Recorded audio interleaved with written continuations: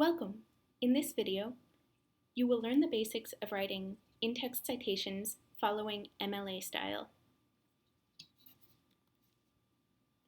In-text citations are citations given in the text of a paper whenever information from a source is included. In MLA, in-text citations must include the author's last name and the page number if there is one. These are the only two items that should be included in parenthetical citations. In-text citations should include a signal phrase to introduce the cited information and a parenthetical citation after the cited information. Here are two examples which cite the authors John McWhorter and Steven Pinker. According to linguist John McWhorter, while the Vikings were mangling English, Welsh and Cornish people were seasoning it. Their rendition of English mixed their native grammars with English 22. This example begins with the signal phrase, according to linguist John McWhorter, which introduces the cited information. It ends with a parenthetical citation, which includes the page number 22. The author's name may be left out of the parenthetical citation since it was already given at the beginning of the sentence. Steven Pinker's book, The Language Instinct, argues that humans have an innate ability for language. Since language is universal, many linguists believe that it is more than a cultural invention. Pinker 26. This example begins with the signal phrase, Steven Pinker's book, The Language Instinct, argues. Notice that the signal phrase may include the title of the source, but it is not required. The parenthetical citation at the end says Pinker 26. Pinker is the last name of the author, and 26 is the page number of the book where this information can be found. The parenthetical citation should not include anything except for the author's last name and the page number. It should not include a comma or any other punctuation, the author's first name, or the word page, or any abbreviation for it.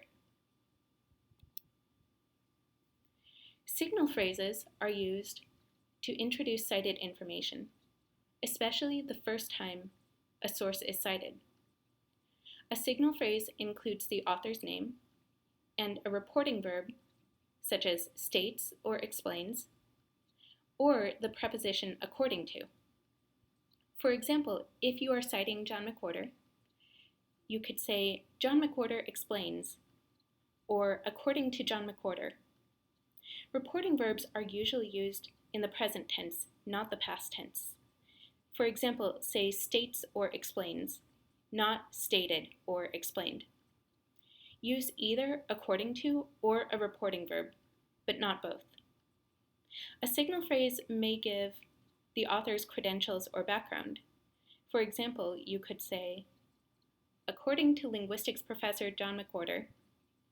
A signal phrase may also give the title of the source. For example, you might say, according to the book Our Magnificent Bastard Tongue by linguistics professor John McWhorter. If the source you are citing has no known author, the signal phrase should give the title of the source instead. There are many different reporting verbs you can use as signal phrase. Different verbs may be appropriate depending on the situation. Here are a few that may be useful. Claims, asserts, states, declares, argues, reasons, explains, demonstrates, observes, points out, mentions, suggests, implies, asks, questions, inquires, adds, agrees, disagrees, responds. When you use one of these verbs, always make sure that you are using it with the correct meaning.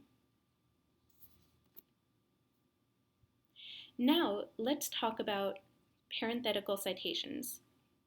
In MLA papers, you should give the author's last name and the page number or numbers in parentheses after the cited information. Only give the author's last name, not their first name. Do not include any commas or other punctuation. Do not include the word page or an abbreviation such as P. For example, if you cite information from page 22 of a source by John McWhorter, the parenthetical citation should say McWhorter 22. If you cite information from page 26 of a source by Steven Pinker, the parenthetical citation should say Pinker 26. If there is no known author, use the title of the source instead. You may omit the author's name from parenthetical citations if it was mentioned earlier in the sentence.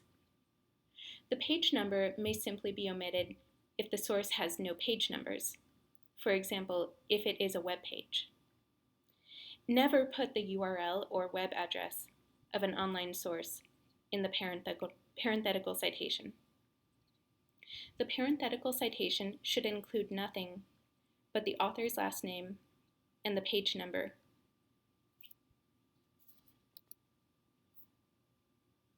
Finally, let's go over some important guidelines for formatting quotations in MLA. If the quote includes a smaller quote, use single quotation marks for the inner quote. Here is an example. According to Katie Martin, discrimination against people who speak English with a non-standard accent or non-standard grammar is called linguistic prejudice. The words linguistic prejudice were in quotation marks in Martin's article. Here, since the whole sentence is in quotation marks, those words are put in single quotation marks.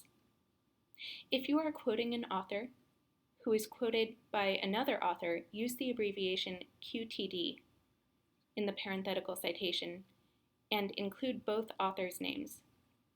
Here is an example with a quote from Bob Dole in a source by Jake Jamieson.